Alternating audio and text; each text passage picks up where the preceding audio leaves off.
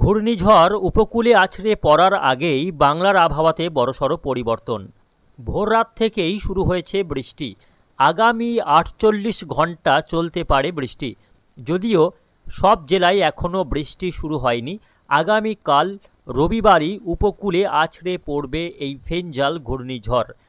জানা যাচ্ছে ঘন্টায় সর্বোচ্চ ১০০ থেকে ১১০ কিলোমিটার গতি নিয়ে ঘূর্ণিঝড়টি উপকূলে আঘাত হানতে চলেছে। ঘূর্ণিঝড়ের প্রভাবে উপকূলবর্তী এলাকাগুলিতে প্রচণ্ড ক্ষয়ক্ষতির আশঙ্কা রয়েছে। ইতিমধ্যেই উপকূলবর্তী জেলাগুলিতে শুরু হয়েছে বৃষ্টি। এদিকে ঘূর্ণিঝড়ের প্রভাবে বাংলার আবহাওয়াতে বড়সড় পরিবর্তন দেখা যাচ্ছে। সকাল থেকেই দক্ষিণবঙ্গ সহ উপকূলবর্তী জেলাগুলিতে আকাশ মেঘলা রয়েছে। দক্ষিণবঙ্গের বিস্তীর্ণ এলাকায় আকাশে কালো করে মেঘ দেখা যাচ্ছে। আগামী দুদিন বৃষ্টি হতে পারে ঘূর্ণিঝড়ের প্রভাবে। তো আসুন জেনে নেব ঘূর্ণিঝড় ফেঞ্জাল ঠিক কখন, কোথায়, অর্থাৎ কোন উপকূলে আছড়ে পড়বে, এর প্রভাবে বাংলায় কোন দিনগুলিতে ঝড় বৃষ্টির সম্ভাবনা রয়েছে, কোথায় কেমন বৃষ্টি হবে, কোন কোন জেলাগুলিতে হবে ভারী বৃষ্টি, কোথায় কোথায় হালকা মাঝারি বৃষ্টিপাতের পূর্বাভাস রয়েছে, বিস্তারিত জানাবো আজকের এই ভিডিওতে। অবশ্যই ভিডিওটিকে শেষ পর্যন্ত দেখবেন। এই মুহূর্তে আপনি কোন জেলা থেকে দেখছেন অবশ্যই আপনাদের জেলার নামটি আমাদের ভিডিওর কমেন্ট বক্সে লিখে জানাবেন। তো শুধু দর্শক, এই মুহূর্তে আমরা সরাসরি দেখতে পাচ্ছি ঘূর্ণিঝড় ফেঞ্জাল ইতিমধ্যেই শক্তি ক্রমশ বৃদ্ধি করছে, অর্থাৎ শক্তিশালী হচ্ছে এবং ধীরে ধীরে তামিলনাড়ু উপকূলের দিকে এগোচ্ছে। আজকে শনিবার অর্থাৎ ৩০শে নভেম্বর, এই মুহূর্তে ঘূর্ণিঝড়ের গতিবেগ রয়েছে ঘন্টায় সর্বোচ্চ ১০৫ কিলোমিটার। ১০৫ থেকে ১১০ কিলোমিটারের আশপাশে ঘূর্ণিঝড়ের গতিবেগ রয়েছে এবং ধীরে ধীরে ঘূর্ণিঝড়টি চেন্নাই এবং পন্ডিচেরির ঠিক এই কাছাকাছি মধ্যবর্তী অংশের দিকে এগিয়ে যাচ্ছে। খুবই কাছাকাছি চলে গিয়েছে ঘূর্ণিঝড়টি উপকূলের। আগামী কাল রবিবার ভোরের দিকে অথবা খুব সম্ভবত আগামীকাল রবিবার দুপুরের মধ্যে, হয় ভোরের দিকে অথবা দুপুরের মধ্যেই ঘূর্ণিঝড়টি উপকূলে ল্যান্ডফল করবে। উপকূলে যখন আছড়ে পড়বে তখন এর গতিবেগ কিছুটা কমে যাওয়ার সম্ভাবনা রয়েছে, অর্থাৎ এই মুহূর্তে যেটা ঘন্টায় সর্বোচ্চ ১১০ কিলোমিটার রয়েছে, আগামীকাল ঘূর্ণিঝড়টি উপকূলে আছড়ে পড়ার সময় এর গতিবেগ কমে যাবে এবং ঘন্টায় ৮০ থেকে ৯০ কিলোমিটার থাকতে পারে উপকূলে আছড়ে পড়ার সময় এর সর্বোচ্চ গতিবেগ। ফলে কিছুটা হলেও ঘূর্ণিঝড়ের শক্তি ক্ষয় করার একটা সম্ভাবনা রয়েছে। কেননা এই মুহূর্তে ঘূর্ণিঝড় যেখানে ল্যান্ডফল করবে সেই এলাকাতে ঠান্ডা বাতাসের একটা প্রভাব রয়েছে, যার কারণে এর শক্তি কিছুটা দুর্বল হয়ে যেতে পারে উপকূলে আছড়ে পড়ার মুহূর্তেই। ফলে দুর্যোগ খানিকটা হলেও কমে যেতে পারে, ক্ষয়ক্ষতির পরিমাণ কিছুটা কমতে পারে, এর যে ধ্বংসলীলা সেটা কিছুটা কমে যাওয়ার সম্ভাবনা রয়েছে। যদিও ক্ষয়ক্ষতির আশঙ্কা থাকছে, যেহেতু ঘূর্ণিঝড়টির গতিবেগ থাকবে ঘন্টায় ৮০ থেকে ৯০ কিলোমিটার, তবে পরবর্তীতে এর শক্তি বৃদ্ধিও হতে পারে। যাই হোক, বঙ্গোপসাগরে এই মুহূর্তে যে শক্তি রয়েছে সেটাতে খানিকটা হলেও সেটা দুর্বল হয়ে যাওয়ার সম্ভাবনা দেখা যাচ্ছে এই মুহূর্তে। এখন বিষয়বস্তু হচ্ছে ঘূর্ণিঝড়টি তামিলনাড়ু উপকূলে অর্থাৎ চেন্নাই এবং পন্ডিচেরির ঠিক মধ্যবর্তী অংশে আছড়ে পড়ছে। তবে এর প্রভাব বাংলার আবহাওয়াতে, সুদূর বাংলাতে কতটা প্রভাব পড়ার সম্ভাবনা রয়েছে সেটা দেখে নেব। ইতিমধ্যে ঘূর্ণিঝড়ের প্রভাবে উড়িষ্যার উপকূল থেকে শুরু করে বাংলার উপকূল এবং বাংলাদেশের উপকূলবর্তী এলাকাতে মেঘ ঢুকে পড়েছে, বৃষ্টি শুরু হয়েছে। শুধু পশ্চিমবঙ্গ বাংলাদেশই নয়, এর পাশাপাশি মায়ানমারের বিভিন্ন এলাকাতেও মেঘ দেখা যাচ্ছে এবং মেঘের পাশাপাশি বৃষ্টিও শুরু হয়েছে। আজকে পশ্চিমবঙ্গের বিস্তীর্ণ এলাকায় মেঘলা আকাশ দেখা যাচ্ছে। দেখাবো উপগ্রহ চিত্র কি বলছে এই মুহূর্তে। দেখা যাচ্ছে দেখুন, শুধু তামিলনাড়ু অর্থাৎ দক্ষিণ ভারতের বিস্তীর্ণ এলাকায় নয়, এর সঙ্গে পাশাপাশি আমরা দেখতে পাচ্ছি এদিকে অন্ধ্রপ্রদেশ উপকূল। দেখুন, অন্ধ্রপ্রদেশের বিশাখাপত্তনম থেকে শুরু করে উড়িষ্যার ভুবনেশ্বর, বালাসর থেকে শুরু করে পশ্চিমবঙ্গের উপকূলবর্তী জেলাসহ একেবারে মালদা পর্যন্ত, অর্থাৎ উত্তরবঙ্গের মালদা থেকে শুরু করে বীরভূম, মুর্শিদাবাদ, ২ বর্ধমান, নদিয়া, বাঁকুড়া, পুরুলিয়া, ঝাড়গ্রাম, ২ চব্বিশ পরগনা, মেদিনীপুর, কলকাতা, হাওড়া, হুগলি, এদিকে বাংলাদেশের ঢাকা, রাজশাহী, তার সঙ্গে রয়েছে রংপুর নয়, খুলনা, বরিশাল এবং চট্টগ্রাম, অর্থাৎ দক্ষিণবঙ্গের বিস্তীর্ণ এলাকা, ঢাকার সর্বত্রই মেঘলা আকাশ দেখা যাচ্ছে এই ঘূর্ণিঝড়ের প্রভাবে। দেখুন, গোটা বাংলা আজকে সকাল থেকে, ২ বাংলার আকাশ কিন্তু মেঘে ঢাকা রয়েছে। সকাল থেকে মেঘলা আকাশ দেখা যাচ্ছে, মেঘ সমস্তই কভার করে গিয়েছে বাংলার আকাশে, এবং এই মেঘলা আকাশ আজকে রয়েছে, আগামীকালও থাকবে এবং পরশু দিনও মেঘলা আকাশ থাকার সম্ভাবনা। ঘূর্ণিঝড়ের ফলে বঙ্গোপসাগর থেকে ঠিক এই অংশ থেকে মেঘ এইভাবে ঢুকছে উপকূলবর্তী এলাকা হয়ে পশ্চিমবঙ্গ, বাংলাদেশ, বিহার, ঝাড়খণ্ড এবং উড়িষ্যা, অন্ধ্রপ্রদেশ, তামিলনাড়ু এই এলাকাতে কিন্তু মেঘ এবং বৃষ্টিপাতের সম্ভাবনা রয়েছে। আজকে উপকূলবর্তী জেলাগুলিতে বৃষ্টি শুরু হয়েছে, যদিও সব এলাকায় সব জেলাতে বৃষ্টি হবে না এবং সব জেলাতে বৃষ্টি নেই।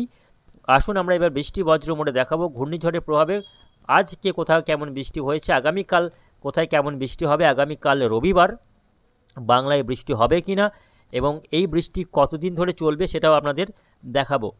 তো আজকে উপকূলবর্তী জেলাসহ দক্ষিণবঙ্গের বিভিন্ন জেলায়, বিশেষ করে বর্ধমান, পূর্ব বর্ধমান, কলকাতার আশপাশে, হাওড়া, হুগলি, 2 চব্বিশ পরগনা, 2 মেদিনীপুরের বিভিন্ন এলাকায় কোথাও ছিটে ফোঁটা বৃষ্টি, কোথাও একটু হালকা বৃষ্টি হয়েছে। তবে বীরভূম, তার সঙ্গে বর্ধমানের বেশিরভাগ এলাকা, নদিয়া, এদিকে তার সঙ্গে মুর্শিদাবাদ, বাঁকুড়া, পুরুলিয়া এই জেলাগুলিতে আকাশে মেঘ থাকলেও বৃষ্টির কোনো সম্ভাবনা আজকে নেই এবং বৃষ্টি কোথাও হয়ওনি। শুধুমাত্র উপকূলবর্তী 2 চব্বিশ পরগনা, ঝাড়গ্রাম, কলকাতা, হাওড়া, হুগলি, মেদিনীপুর এই জেলাগুলির কোথাও কোথাও ছিটে ফোঁটা বৃষ্টি লক্ষ্য করা যাচ্ছে, কোথাও একটু হালকা বৃষ্টি হয়েছে।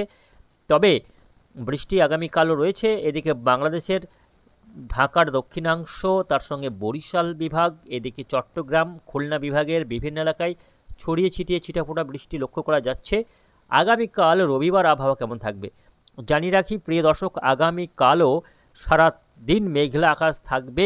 দক্ষিণবঙ্গ, গাঙ্গেয় বঙ্গের সহ এদিকে বাংলাদেশের দক্ষিণাংশে মেঘলা আকাশ থাকছে দিনভর। পাশাপাশি বৃষ্টিপাতের সম্ভাবনা আগামীকালও রয়েছে। রবিবার বৃষ্টি হবে কলকাতা সহ হাওড়া, হুগলি, তার সঙ্গে উত্তর দক্ষিণ 24 পরগনা, 2 মেদিনীপুর, ঝাড়গ্রামের বিভিন্ন এলাকাতে ছিটে ফোঁটা থেকে হালকা বৃষ্টিপাতের সম্ভাবনা থাকছে। আগামীকাল বাংলাদেশের খুলনা বিভাগের বিভিন্ন এলাকাতে বৃষ্টি হতে পারে, যদিও সব এলাকায় বৃষ্টি নেই। কিছুটা চট্টগ্রাম, বরিশালেও ছিটে ফোঁটা বৃষ্টি লক্ষ্য করা যাবে। সোমবার পর্যন্ত বৃষ্টিপাতের সম্ভাবনা রয়েছে, যদিও সোমবার বৃষ্টির মাত্রা অনেকটা কমে যাবে। সোমবার মেঘের প্রভাবটাও কিছুটা কমে যাওয়ার সম্ভাবনা, যেহেতু সোমবার দিন ঘূর্ণিঝড়টি বেঙ্গালুরুতে অবস্থান করবে এবং অর্থাৎ তামিলনাড়ু উপকূল পেরিয়ে সেটা কেরালা হয়ে পরবর্তী সময়ে আরব সাগরে প্রবেশ করবে। দেখুন, আরব সাগরে প্রবেশ করবে আগামী মঙ্গলবার 3 তারিখ এবং আরব সাগরে ঢুকে সিস্টেমটি তার শক্তি বাড়াতে পারে, ফলে আবারও আরব সাগরে গিয়ে সেটা ঘূর্ণিঝড়ে রূপ নিতে পারে কিনা তা নিয়ে কিন্তু সংশয় রয়েছে। যদিও সেই বিষয়ে আমাদের বাংলার আবহাওয়াতে আর কোনো প্রভাব পড়ার সম্ভাবনা নেই আরব সাগরে ঘূর্ণিঝড়ের ফলে। তবে এই যে ঘূর্ণিঝড় ফেঞ্জাল উপকূলে আছড়ে পড়তে চলেছে তামিলনাড়ু উপকূলে, এর প্রভাবে বাংলার আবহাওয়াতে কিছুটা মেঘলা আবহাওয়া এবং ঝড় বৃষ্টির সম্ভাবনা রয়েছে, যদিও দুর্যোগের কোনো আশঙ্কা নেই। বাংলায় সব জেলাতে বৃষ্টি হবে না, আবারও বলছি, বাংলায় শুধুমাত্র কলকাতা, উত্তর দক্ষিণ 24 পরগনা, 2 মেদিনীপুর ছাড়া বাকি আর কোনো জেলাতে বৃষ্টি নেই। মালদাতেও বৃষ্টি নেই, সহ উত্তরবঙ্গের বাকি কোথাও বৃষ্টি নেই। অর্থাৎ এই যে মেঘলা আকাশ দেখে অনেকে মনে করছেন যে হয়তো সব জেলাতে বৃষ্টি দুর্যোগের আশঙ্কা রয়েছে, কিন্তু স্পষ্ট জানিয়ে দিচ্ছি সব জেলাতে বৃষ্টি নেই। শুধুমাত্র কলকাতা সহ আশপাশের কিছু এলাকা এবং 24 পরগনা, মেদিনীপুর ছাড়া আর কোথাও সেভাবে বৃষ্টির কোনো সম্ভাবনা নেই। আর এদিকে বাংলাদেশের শুধুমাত্র খুলনা, বরিশাল, চট্টগ্রাম ছাড়া কোথাও বৃষ্টি নেই, যদিও যেটুকুই বৃষ্টি হবে সেটাও আবার হালকা বৃষ্টি, ভারী বৃষ্টির কোথাও কোনো সম্ভাবনা থাকছে না। তো প্রিয় দর্শক, এই রয়েছে ঘূর্ণিঝড়ের একটা প্রভাব বাংলাতে। মোটামুটি আগামী সোমবার থেকে আবহাওয়া পরিষ্কার হয়ে যাবে এবং মঙ্গলবার থেকে আবহাওয়া মোটামুটি অনেকটাই পরিষ্কার হয়ে যাচ্ছে। আবহাওয়া পরিষ্কার হয়ে গেলেই আবারও তাপমাত্রা নামতে শুরু করবে এবং জাঁকিয়ে ঠান্ডা পড়বে।